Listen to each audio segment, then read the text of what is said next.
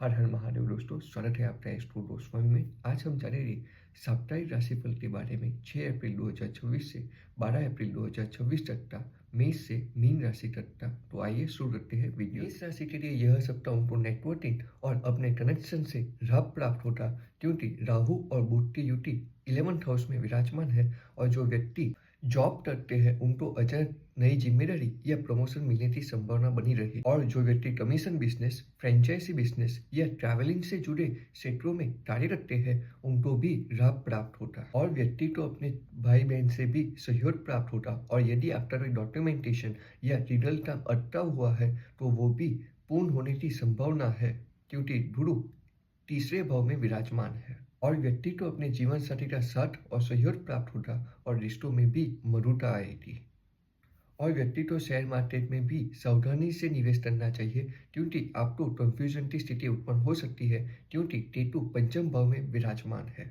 और व्यक्ति की आर्थिक स्थिति सामान्य तौर पर अच्छी बनी रहेगी, परंतु व्यक्ति का अचानक खर्च उत्पन्न हो सकता है, क्योंकि शनि, सूर्य और मंगल की युति 12th हाउस में विराजमान है। और व्यक्ति के स्वास्थ्य में उतार चढ़ाव संभव है, तो आप सावधानी से अपने डेली रूटीन को फॉलो कीजिए। वृषभ राशि के लिए यह सप्ताह व्यक्ति के लाभ के द्वार खोलेगा, परंतु उनको अपने घर और कार्य क्षेत्र में संतुलन बनाना यही उनकी परीक्षा संभव है। बुध और राहु की युति 10th भाव में विराजमान है, जिससे व्यक्ति को अपने कार्य क्षेत्र में मान, सम्मान और प्रमोशन मिल सकता है, परंतु उनको अपने कार्य क्षेत्र में काम का दबाव जैसा भी महसूस हो सकता है। और व्यक्ति की आर्थिक स्थिति अच्छी बनी रहेगी। और जो व्यक्ति ने लोन लिया है वो भी धीरे धीरे खत्म होने की संभावना बनी रहेगी। जो व्यक्ति फैमिली बिजनेस, ज्वेलरी बिजनेस या फिर खान पान के बिजनेस में है उनको लाभ प्राप्त होगा। और जो व्यक्ति फाइनेंशियल या बैंकिंग जैसे क्षेत्रों में कार्य करते हैं उनको प्रमोशन मिलने की भी संभावना है। और व्यक्ति को अपने जीवन साथी का साथ और सहयोग प्राप्त होगा।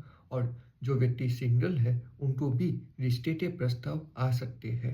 मिथुन राशि के लिए यह सप्ताह उनके अपने कार्य क्षेत्र के हेतु महत्वपूर्ण रहेगा, क्योंकि शनि, सूर्य और मंगल की युति 10th भाव में विराजमान है, जिससे व्यक्ति को अपने कार्य क्षेत्र में कड़ी मेहनत करनी पड़ सकती है। परंतु जो व्यक्ति सरकारी नौकरी, प्रशासन या मैनेजमेंट जैसे क्षेत्रों में कार्य करते हैं उनके लिए यह समय अच्छा रहेगा। और जो व्यक्ति जॉब करते हैं उनके लिए भी यह समय बेहतरीन रहेगा। और व्यक्ति अपनी वाणी से नई डील भी ट्रैक कर सकता है, क्योंकि गुरु प्रथम भाव में विराजमान है, जिससे व्यक्ति को अपने बिजनेस में लाभ प्राप्त हो।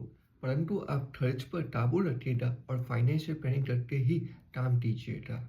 और व्यक्ति को अपने रिश्तों में जिम्मेदारी और मैच्योरिटी बढ़ेगी, जिससे व्यक्ति के वैवाहिक जीवन में मधुरता आएगी। और जो व्यक्ति सिंगल है उनके लिए भी कोई नया रिश्ता आ सकता है। राशि के लिए यह सप्ताह उनको धैर्य और समझदारी से निर्णय करने का रहेगा, क्योंकि 10th भाव में शुक्र विराजमान है, जिससे व्यक्ति को नेटवर्किंग और फैशन के क्षेत्रों में सफलता प्राप्त हो सकती है। परंतु उनको अपने सीनियर के साथ मतभेद भी उत्पन्न हो सकते हैं, तो आप ईगो ट्रेड से बचिएगा। व्यक्ति की आर्थिक स्थिति अच्छी रहेगी, परंतु उनको कोई अनचाहा खर्च भी सामने आ सकता है, जिससे उनका खर्च बढ़ सकता है, तो आप इससे सावधानी रखिएगा और आप उधार देने से बचिएगा। और व्यक्ति की धार्मिक यात्रा या लंबी दूरी की यात्रा भी संभव है। और जो व्यक्ति बिजनेस करते हैं उनके लिए यह सप्ताह सामान्य रहेगा। और आप शेयर मार्केट में सोच समझ के निवेश कीजिएगा, जिससे आपको नुकसान ना हो। और आप अपनी शब्दों का चयन सोच समझ के कीजिएगा, जिससे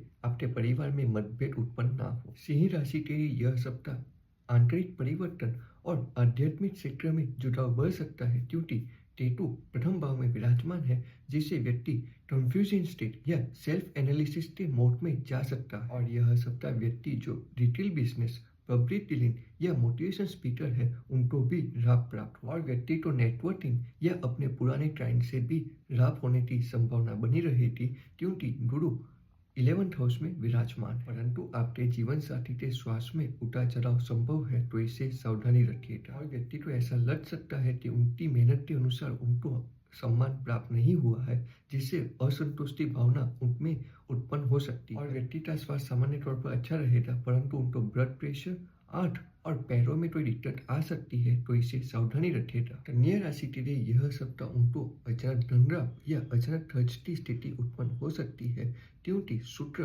अष्टम भाव में विराजमान है। परंतु गुरु दशम भाव में विराजमान होने से व्यक्ति को अपने कार्य क्षेत्र में सफलता प्राप्त होती और व्यक्ति को अपने सीनियर या अपने बॉस का सहयोग भी प्राप्त होता, जिससे व्यक्ति को नई जिम्मेदारी, इंक्रीमेंट या प्रमोशन मिलने की संभावना बनी रहेगी और व्यक्ति को अपने जीवन साथी का साथ और सहयोग प्राप्त होता। परंतु हल्की नोकझोंक संभव है क्योंकि सूर्य और मंगल सप्तम भाव में विराजमान है, जिससे व्यक्ति का ईगो क्लैश हो सकता है।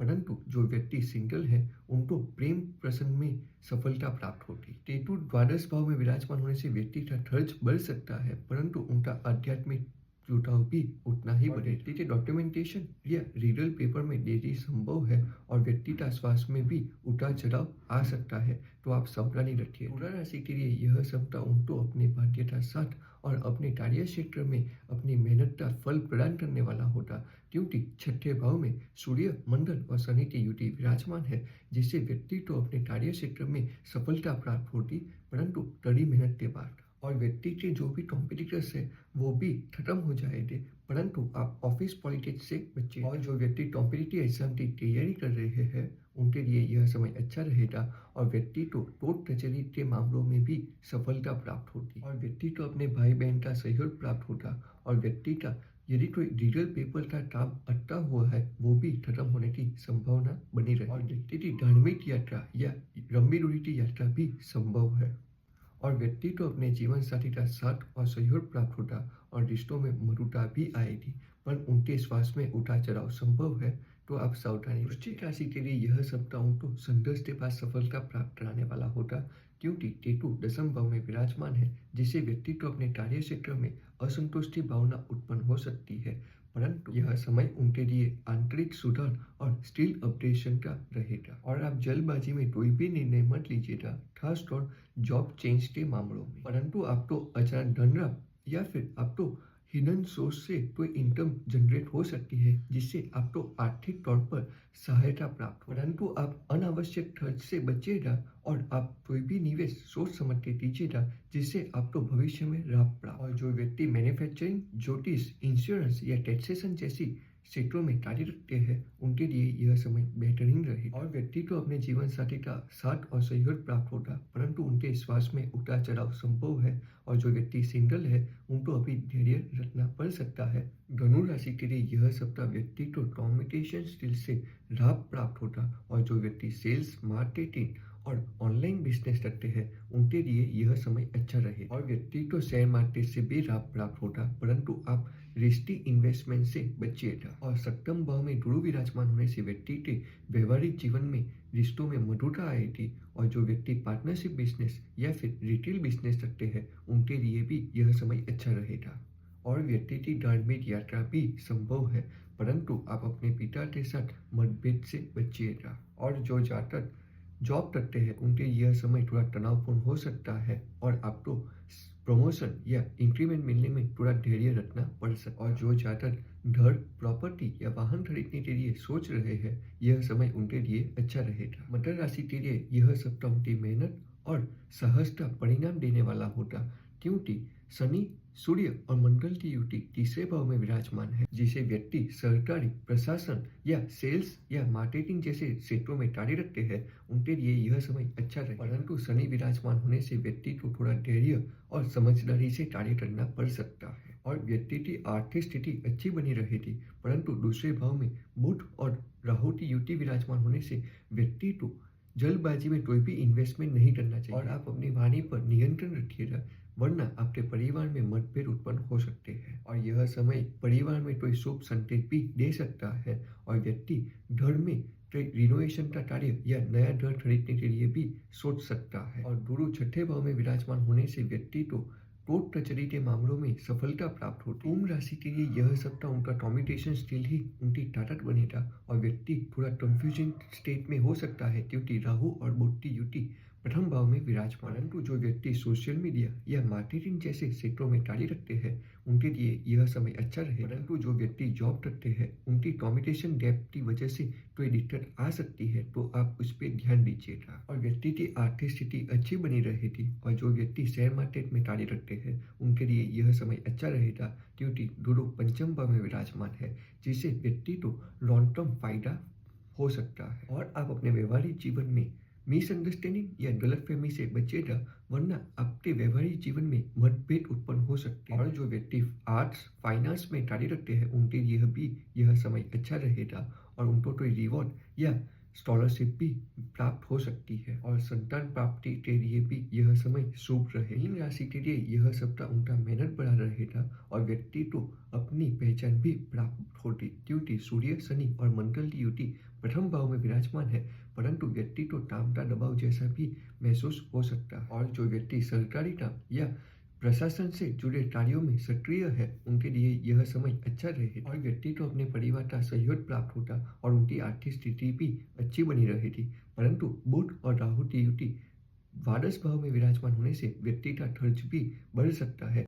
और आपके अपने पार्टनर के साथ छोटी छोटी बातों पर विवाद संभव है, तो आप अहंता से बचिएगा और संवाद बनाए रखिएगा, जिससे रिश्तों में मधुरता। और व्यक्ति को अपनी माता का सहयोग प्राप्त होगा। और जो घर प्रॉपर्टी या वाहन खरीदने के लिए सोच रहे हैं उनके लिए यह समय कमेंट डाउन कीजिए। वीडियो पसंद आए तो चैनल को सब्सक्राइब करना ना भूलिएगा। हर हर महादेव।